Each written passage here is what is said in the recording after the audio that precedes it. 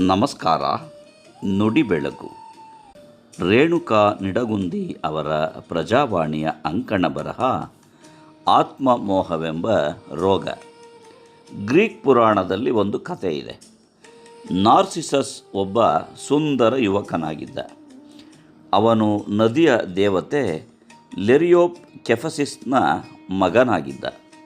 ಅವನ ಸೌಂದರ್ಯವು ಎಲ್ಲರನ್ನ ಆಕರ್ಷಿಸುತ್ತಿತ್ತು. ಆದರೆ ಅವನು ಯಾರ ಮೇಲೂ ಪ್ರೀತಿಯನ್ನು ತೋರಿಸುತ್ತಿದ್ದಿಲ್ಲ. ಜನರು ಅವನ ಸೌಂದರ್ಯಕ್ಕೆ ಮಾರು ಹೋಗಿ ಅವನಲ್ಲಿ ಅನುರಕ್ತರಾಗುತ್ತಿದ್ದರು, ಪ್ರೀತಿಯಲ್ಲಿ ಬೀಳುತ್ತಿದ್ದರು. ಆದರೆ ನಾರ್ಸಿಸಸ್ ಎಲ್ಲರನ್ನ ತಿರಸ್ಕರಿಸುತ್ತಿದ್ದ. ಇದರಿಂದ ಕುಪಿತಳಾದ ಪ್ರತೀಕಾರದ ದೇವತೆ ನೆಮೆಸಿಸ್ ಅವನಿಗೆ ಶಾಪ ಹಾಕುತ್ತಾಳೆ. ನೀನು ನಿನ್ನ ಸ್ವಂತ ಸೌಂದರ್ಯದಲ್ಲಿ, ಸ್ವಮೋಹದಲ್ಲಿ ಪ್ರೀತಿಯನ್ನು ಕಂಡುಕೋ, ಆದರೆ ನೀನದನ್ನು ಎಂದಿಗೂ ಪಡೆಯಲಾಗದು ಎಂದು. ಎಕೋ ಎಂಬ ನಿಂಫ್ ನಾರ್ಸಿಸಸ್ನ ಮೇಲೆ ಗಾಢವಾದ ಪ್ರೀತಿಯನ್ನು ಬೆಳೆಸಿಕೊಳ್ಳುತ್ತಾಳೆ. ಆದರೆ ಎಕೋಗೆ ತನ್ನದೇ ಆದ ಮಾತುಗಳನ್ನು ರೂಪಿಸಲಾಗದ ಶಾಪವಿತ್ತು. ಆಕೆ ಇತರರ ಮಾತುಗಳನ್ನು ಮಾತ್ರ ಪುನರಾವರ್ತಿಸಬಹುದಿತ್ತು. ನಾರ್ಸಿಸಸ್ ಎಕೋನ ಪ್ರೀತಿಯನ್ನು ತಿರಸ್ಕರಿಸಿದನು. ಇದರಿಂದ ಎಕೋ ದುಃಖಿತಳಾಗಿ ಅಲ್ಲಿಂದ ಕಣ್ಮರೆಯಾಗುತ್ತಾಳೆ. ಆಕೆಯ ಧ್ವನಿಯು ಪರ್ವತಗಳಲ್ಲಿ ಕೇವಲ ಪ್ರತಿಧ್ವನಿಯಾಗಿ ಮೊಳಗುವಂತಾಯಿತು.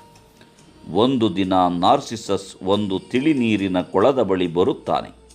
ಕೊಳದ ನೀರಿನಲ್ಲಿ ತನ್ನ ಪ್ರತಿಬಿಂಬವನ್ನು ಕಂಡು ಅದರ ಸೌಂದರ್ಯಕ್ಕೆ ಮಾರು ಹೋಗಿ ತಾನೇ ತನ್ನ ಪ್ರತಿಬಿಂಬದ ಪ್ರೀತಿಯಲ್ಲಿ ಬೀಳುತ್ತಾನೆ.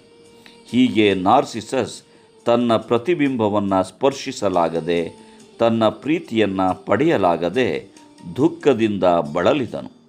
ಅಂತಿಮವಾಗಿ ತನ್ನ ಸ್ವಂತ ಪ್ರತಿಬಿಂಬದಿಂದ ಬೇರ್ಪಡಲಾಗದೆ, ಸ್ವಮೋಹದಿಂದ ಅಗಲಿರಲಾರದೆ ಅವನು ಕೊಳದ ಬಳಿಯೇ ಕುಸಿದು ಸತ್ತನು.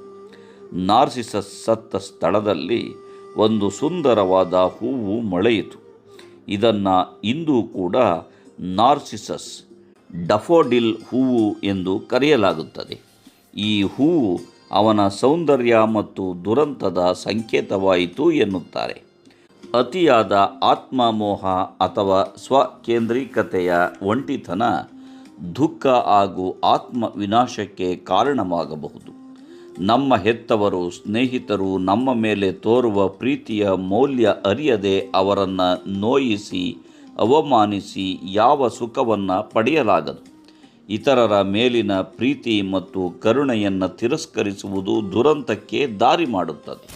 ನಮ್ಮ ಸುತ್ತಲೂ ಇಂತಹ ಸ್ವಕೇಂದ್ರಿತ ಆತ್ಮಮೋಹಿಗಳನ್ನು ನೋಡುತ್ತಿರುತ್ತೇವೆ.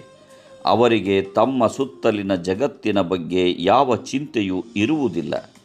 ತಾವಷ್ಟೇ ಚೆನ್ನಾಗಿರಬೇಕು, ಚೆನ್ನಾಗಿ ಪೋಷಾಕನ್ನು ಧರಿಸಬೇಕು, ಒಳ್ಳೆಯದೆಲ್ಲವೂ ತನ್ನ ಬಳಿ ಇರಬೇಕು, ಉತ್ಕೃಷ್ಟವಾದುದನ್ನೆಲ್ಲ ತಾನೇ ತಿನ್ನಬೇಕು, ಅನುಭವಿಸಬೇಕು ಎಂಬಂತಹ ಗುಣಗಳಿರುತ್ತವೆ.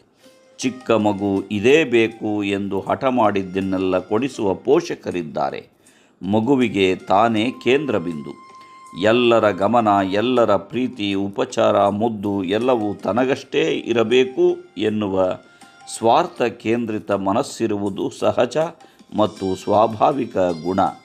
ಆದರೆ ಅದೇ ಬೆಳೆದು ದೊಡ್ಡವರಾದ ಮೇಲೂ ಈ ಗುಣ ಉಳಿದುಕೊಂಡರೆ ಬದುಕು ಬಹಳ ದುಸ್ತರವಾಗುತ್ತದೆ. ಅದೇ ಒಂದು ರೋಗ.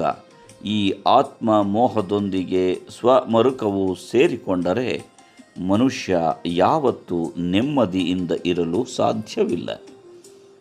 ನಮಸ್ಕಾರ. ಧನ್ಯವಾದಗಳು.